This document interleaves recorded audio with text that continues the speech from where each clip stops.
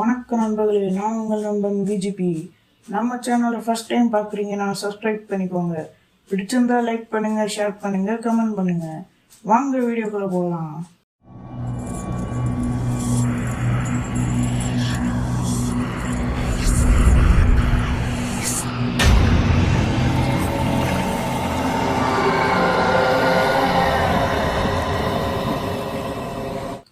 இன்னும் யாரும் சப்ஸ்கிரைப் பண்ணலைன்னா சப்ஸ்கிரைப் பண்ணுங்கள். நம்ம ஃப்ரீ ஃபயர் கேமில் முக்கியமான செட்டிங்ஸே சென்சிட்டிவிட்டி தான். நான் உங்களுக்கு சொல்லித்தரேன் எவ்வளோ வச்சா தரமான கேம் பிளே கொடுக்கலான்னு. முதல்ல செட்டிங்ஸில் போய் சென்சிட்டிவிட்டி கொடுத்துக்கோங்க. ஜென்ரல் எல்லோரும் அதிகமாக 200 இல்லை 0 அப்படி வச்சுருப்பீங்க. அப்படி வைக்கக்கூடாது.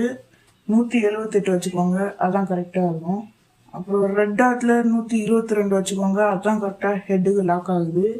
அப்புறம் ட்வின் ஸ்கோப்பில் 112 வச்சுக்கோங்க, அப்போ தான் உங்களுக்கு எக்ஸாமேட் ஆகு அந்த மாதிரி கண்டெல்லாம் ஸ்கோப் விட்டு அடித்தாலும் கரெக்டாக ஹெட்டில் விழுவோம். அப்புறம் 4x ஸ்கோப்பில் நீங்கள் 108 வச்சுக்கோங்க, அப்போ தான் உட்பேக்கர்லாம் ஸ்கோப் விட்டு அடித்தா கரெக்டாக விழுவோம்.